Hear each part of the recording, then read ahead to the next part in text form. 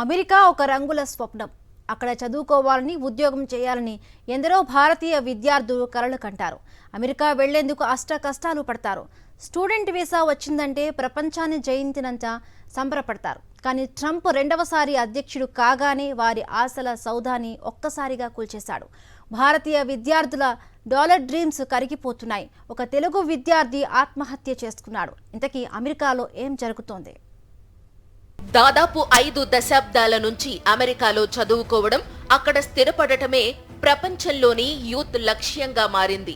ఎందుకంటే అక్కడ చదువుకుని ఉద్యోగం చేస్తే కొద్ది కాలంలోనే కోటీశ్వరులు కావచ్చు. బాగా సంపాదించుకుని స్వదేశానికి వచ్చేసి చదువుకు తగ్గ ఉద్యోగం చేసుకోవడమో లేదంటే వ్యాపారం చేసుకుంటూ స్థిరపడవచ్చని ఆశిస్తున్నారు. ఇక అమెరికాలోనే ఉద్యోగం చేసుకుంటూ తమ కలల ప్రపంచంలో జీవించవచ్చని ఆశపడేవారు లక్షల్లో ఉంటారు. ప్రస్తుతం అమెరికాలో దాదాపు 5 లక్షల మంది భారతీయ విద్యార్థులు వివిధ యూనివర్సిటీల్లో చదువుకుంటున్నారు. అమెరికా వెళ్లాలంటే సాధారణ దిగువ మధ్య తరగతి కుటుంబాల్లోని విద్యార్థులకు కష్టమే.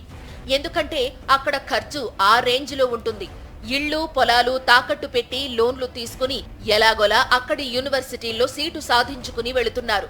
అక్కడ చదువుకునే విద్యార్థులు సంబంధిత యూనివర్సిటీల్లో వారానికి 20 గంటల పాటు పనిచేసి కొన్ని డాలర్లు సంపాదించుకోవడానికి అవకాశం కల్పిస్తారు. కానీ చాలా మంది విద్యార్థులు బయట మాల్స్, పెట్రోల్ పంప్లు, రెస్టారెంట్స్ లో పార్ట్ టైం జాబ్ చేస్తూ కొంచెం ఎక్కువ సంపాదించుకుంటున్నారు.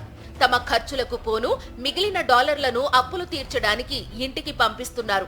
ఇప్పుడు ఇటువంటి విద్యార్థుల ఆశలకు, కలలకు ట్రంప్ గండి కొట్టారు.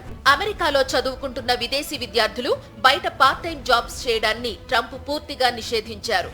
దీంతో విద్యార్థుల గుండెల్లో రైళ్లు పరిగెడుతున్నాయి.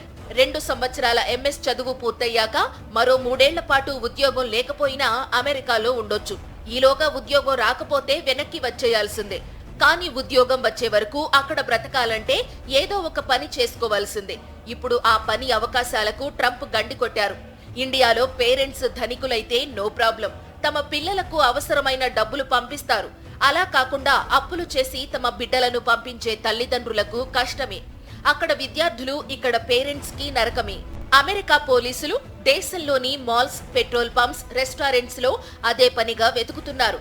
విజిటింగ్ వీసాలపై వచ్చి పనులు చేసుకుంటున్న వారిని వెనక్కి పంపే ఏర్పాట్లు చేస్తున్నారు. ట్రంప్ వచ్చాక విద్యార్థులంతా బయట పనులు చేయడం మానేశారు. ఇప్పుడు వారి పరిస్థితి భయానకంగా మారింది. చేతిలో చిరిగిన డాలర్ కూడా లేదు. పని ఇచ్చేవారు ఉన్నా చేయడానికి వీల్లేదు. చట్టబద్ధంగా ఏజెన్సీల ద్వారా ఉద్యోగం రావాలంటే సమయం పడుతుంది. లేదంటే అసలు ఉద్యోగమే రాకపోవచ్చు.